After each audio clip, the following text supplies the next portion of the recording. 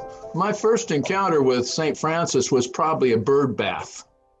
I think that I was visiting with my mom, a friend, and she had this bird bath, and it was a fellow with a shaved head. And I said, "Mom, who's that?" And my mom said, "That's St. Francis." And of course, at the time, growing up a Protestant, I didn't know much about saints. That wasn't part of my experience. I don't think I encountered St. Francis again until I encountered the prayer of St. Francis, which most scholars believe he didn't write, but became a prayer that I found important. My mother posted it up on her mirror at home, and it was meaningful to her. I think as a Protestant, I grew up in the 50s and early 60s with the sense that saints were utterly irrelevant. That was stuff Catholics only did.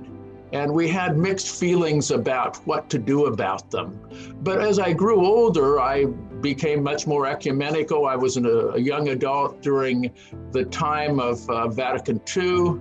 I worked for Catholic institutions briefly when I was in college. And of course, I spent 20 years working at Georgetown University as university chaplain for Protestants.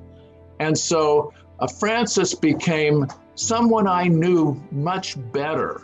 I think it's Dorothy Day who says that we shouldn't be worried about using the term saint, that any of us can become saintly by trying to align ourselves with God's vision of our lives.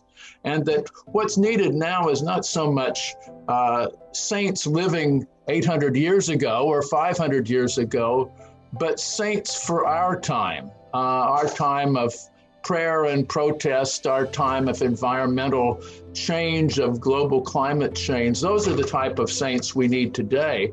And as I've evolved in my own spirituality, I've come to realize that the impact of saints live long after they die, that they become examples of how we might live our lives. And in Francis' case, it would be the sense of simplicity of life, the sense of caring for the environment and knowing that the non-human world makes a difference.